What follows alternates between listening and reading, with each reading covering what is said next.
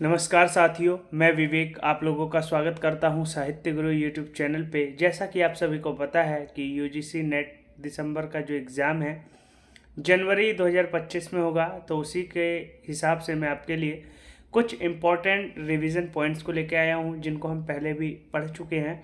और उन्हीं revision points को अगर हमने 2 से 3 बार रिवाइज कर लिया और उनसे जो है सबसे ज़्यादा प्रश्न आने की संभावना है, इसलिए हम केवल इम्पोर्टेंट चीज़ों को देखेंगे। और उसमें बहुत सारी इम्पोर्टेंट चीज़ें हैं आदिकाल से संबंधित। तो इस वीडियो को जितने भी आपके दोस्त हैं और जितने भी एस्पिरेंट हैं जो कि हिंदी साहित्य से संबंधित एग्ज़ाम की तैयारी करते हैं, उन सभी को आप शेयर कर सकते हैं, क्योंकि मोस्ट इम्पॉर्टेंट वीडियो है।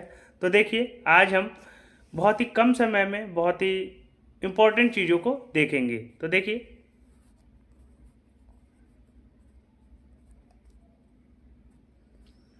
आदिकाल के प्रमुख कवि व उनकी रचनाएं। आपको पता है कि सबसे ज़्यादा पूछा जाता है और इसको हम डिफ़िकल्ट समझने लग जाते हैं, क्योंकि जब हम पढ़ते हैं आधुनिक काल और आदिकाल जो है हमसे फिर छूट जाता है। तो इसको आप जरूर रिवाइज कर लीजिए। देखिए क्या है, सरहपाद है ना, सरहपा इनका नाम है। 769 ईस्वी दोहा कोश जो है रचना इनके द्वारा लिखी गई है, सरहपाद। ठीक है। वहीं देखिए स्वयंभू। स्वयंभू का जो जन्म है 8वीं सदी है और पौमचरित पद्मचरित पौमचरित पद्मचरित जो है राम काव्य पर आधारित है रचना, तो ये भी पूछा जाता है। और रिट्ठल नेमी चरित भी इन्हीं की रचना है। और देखिए नाग कुमार चरियू भी इन्हीं की रचना है। स्वयंभू छंद जो कि पौमचरित और राम काव्य पर ही आधारित है, के कारण स्वयंभू को अपभ्रंश का वाल्मीकि भी कहा जाता है।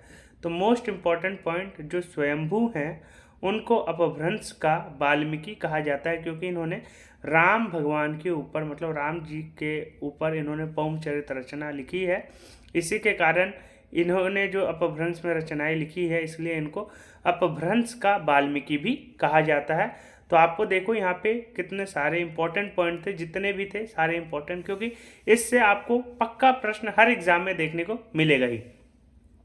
तो कभी भी पूछ लिया जाए कि इनका समय काल क्या था, सरहप्पा का स्वयंभू का समय काल क्या था, तो 8वीं सदी था। ठीक है।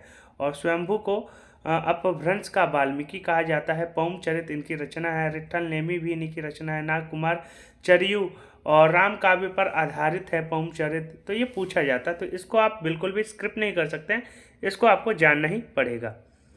आप इसको देख लीजिए, जो इंदु इनके बारे में भी आपको पता होगा। इनका जो जन्म है वह भी 8वीं शती में है। ठीक है। परम पयाशु और परमात्म प्रकाश मुक्तक काव्य योगसार इन्हीं की रचना है। तो देखिए, परमात्म प्रकाश जो रचना है मुक्तक काव्य है, और प्रयोगसार इनकी ही रचना है जो इंदु की, जो कि 8वीं सदी के ही रचनाकार है। पुष्पदंत, देखिए सबसे ज़्यादा जो पूछा जाता है वह पूछा जाता है स्वयंभू से, और उसके बाद पूछा जाता है पुष्पदंत से। अगर अपभ्रंश में इनकी रचनाएं सबसे ज़्यादा जो रचनाएं पूछी जाती है इन्हीं दोनों की पूछी जाती है। तो पुष्पदंत 10वीं सदी के हैं और स्वयंभू जो हैं 8वीं सदी के हैं। तो ये चीज़ बिल्कुल आप ध्यान में रखिएगा। पुष्पदंत 10वीं सदी के हैं। महापुराण जो रचना है इन्हीं के द्वारा लिखी गई है। फिर है नाय कुमार चरियू, फिर है नाग कुमार चरित, फिर है जसहर चरियू, फिर है यशधर चरित। और देख लीजिए,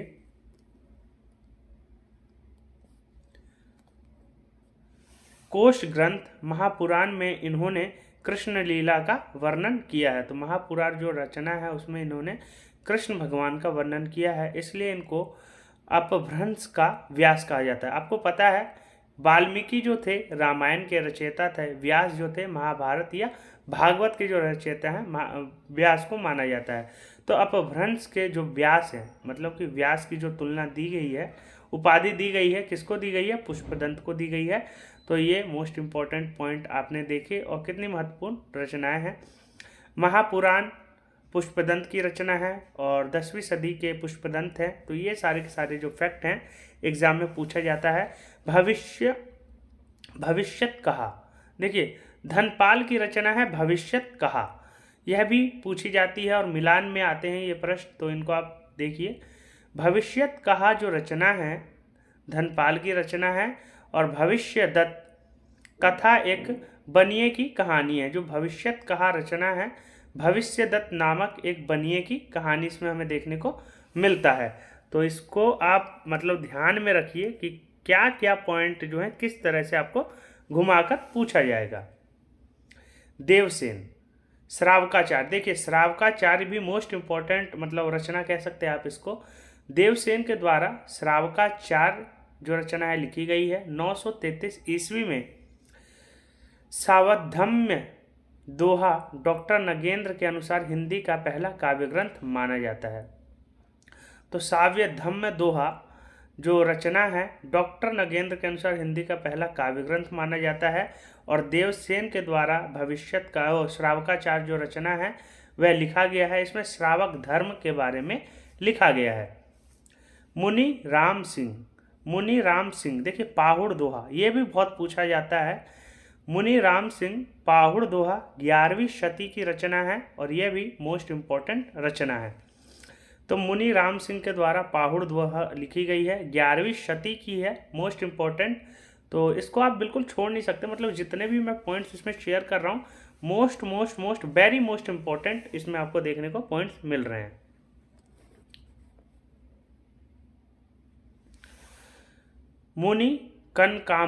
मुनि कनकामर के द्वारा करकंड चरियु जो कि 11वीं शती में लिखी गई है, और नयंदी के द्वारा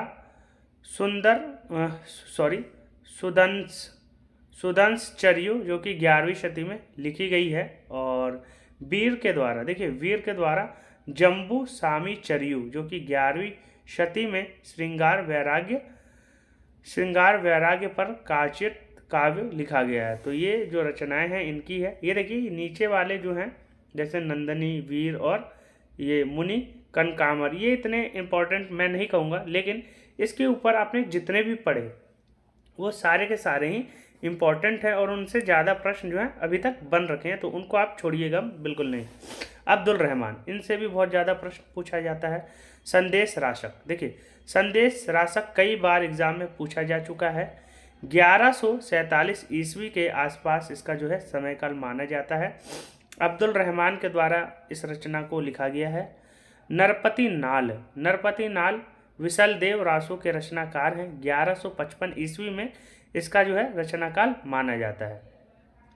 सोमप्रभ सूरी, कुमारपाल प्रतिबोध 1184 ईस्वी, ये रचनाएं हैं सोमप्रभ सूरी के द्वारा। कुमारपाल और प्रतिबोध जो कि 1184 ईस्वी, और चंपू काव्य जो है माना जाता है। तो इसको भी आप देख लीजिए, ये भी मतलब इम्पॉर्टेंट है सोमप्रभ सूरी, क्योंकि इनसे भी प्रश्न जो है लास्ट प्रीवियस ईयर के क्वेश्चंस में बन रखे हैं। और मैं जितने भी आपके लिए कंटेंट लाता हूँ सारे के सारे प्रीवियस ईयर क्वेश्चन को ही आधार बना करके उन्हीं क्वेश्चनों को मतलब डिटेल में मैं आपको एक्सप्लेन करने की कोशिश करता हूँ, ताकि आप मतलब जो भी अब आने वाले एग्जाम्स हैं उनमें आप अच्छे से परफॉर्मेंस दे सके। शालिभद्र सूरी के द्वारा भरतेश्वर बाहुबली रास, देखिए मोस्ट इंपॉर्टेंट रचना शालिभद्र सूरी के द्वारा लिखी गई है। भरतेश्वर बाहुबली रास 1184 ईस्वी में इसका जो है समय काल माना जाता है।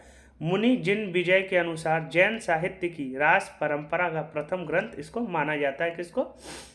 बाहुबली रास को, भरतेश्वर बाहुबली रास को 1184 में। और मुनि जिन विजय के द्वारा पहला मतलब क्या माना जाता है? पहला मतलब प्रथम ग्रंथ माना जाता है। मुनि जिन विजय के अनुसार जैन साहित्य के रास परंपरा, जो जैन धर्म का जो जैन धर्म है उसका जो रास परंपरा है उसका पहला ग्रंथ माना जाता है इसको शालिभद्र भरतेश्वर बाहुबली को। बुद्धिरास जो रचना है 1184 ईस्वी की रचना है। और पंच पांडव रास जो है 1253 ईस्वी की रचना है। तो देखिए भरतेश्वर बाहुबली ज़्यादा पूछी जाती है, तो इनको आप बिल्कुल भी मत छोड़िएगा। बुद्धि रास भी कुछ बार मतलब आए हैं, तो इनको आप देख लीजिए। बाकी पंच पांडव रास इनके बारे में आप जान लीजिए। शालिभद्र सूरी के द्वारा ये सारी रचनाएं लिखी गई हैं। मधुकर कवि, देखिए मधुकर कवि जो कि जसमयंक जस चंद्रिका 1186 ईस्वी में लिखा गया है, मधुकर कवि के द्वारा लिखा गया है जसमयंक जस चंद्रिका। तो आपको पता होगा, अगर आपने एग्ज़ाम दिया है, हिंदी साहित्य के विद्यार्थी है, तो आपको पता होगा कि ये जो मैं आपको पॉइंट शेयर कर रहा हूँ कितने इम्पोर्टेंट है और कितने महत्वपूर्ण हैं।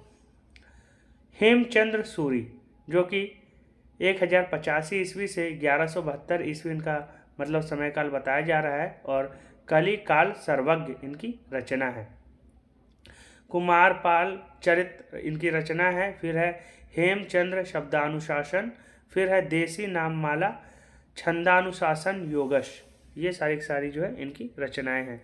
तो देखिए जो भी है, आप जितने भी ऊपर से मतलब नीचे तक जितने भी पॉइंट्स मैंने बताया है, इनको आप 2 से 3 बार रिवीजन ज़रूर कीजिएगा, क्योंकि आपको पता है कि सारे इम्पोर्टेंट पॉइंट्स मतलब जितने भी आदिकाल से प्रश्न पूछे जाने की संभावना है, ऑलमोस्ट 80 से 90% कह लीजिए, आपको महत्वपूर्ण तथ्य जो है यहीं पे देखने को मिल गए। और इनसे प्रश्न 4 या 5 पक्का आपको मतलब ज़्यादातर एग्जाम्स में देखने को मिलेगा ही मिलेगा। तो इनको आप बिल्कुल भी स्क्रिप्ट नहीं कर सकते हैं, ये मोस्ट इम्पॉर्टेंट मैं कहूँगा। तो अगर आपको इसकी PDF चाहिए तो लिंक जो है डिस्क्रिप्शन बॉक्स में दिया हुआ है, आप वहाँ से जाइए और चैनल को ज्वाइन कर लीजिए, और आपको लिंक मतलब चैनल से जुड़ जाइए। आपको वहाँ पे ढेर सारी PDFs मिलेगी जो कि आपके काम की है। और अगर आपका कोई साथी या मित्र, दोस्त, बंधु जो भी हो हिंदी साहित्य से संबंधित एग्ज़ाम की तैयारी कर रहा है, तो उसको साहित्य गुरु चैनल के साथ ज़रूर जोड़ने की कोशिश कीजिए। और आप लोग भी सहयोग कीजिए और चैनल को ज़रूर सब्सक्राइब कीजिए, ताकि अच्छा कंटेंट सबके पास पहुंच सके। और आप जितना बेटर करेंगे उतना जो है ज़्यादा अच्छा सबके लिए होगा। तो आज के लिए इतना ही, धन्यवाद। फिर मिलते हैं कुछ अच्छे पॉइंटों के साथ, इम्पोर्टेंट रिवीजन पॉइंटों के साथ, ताकि मैं आपकी जो भी मदद कर सकता हूँ करूँगा, और आप लोग जितना बेटर कर सकते हैं करने की कोशिश कीजिए। तो आज के लिए इतना ही, बहुत बहुत धन्यवाद।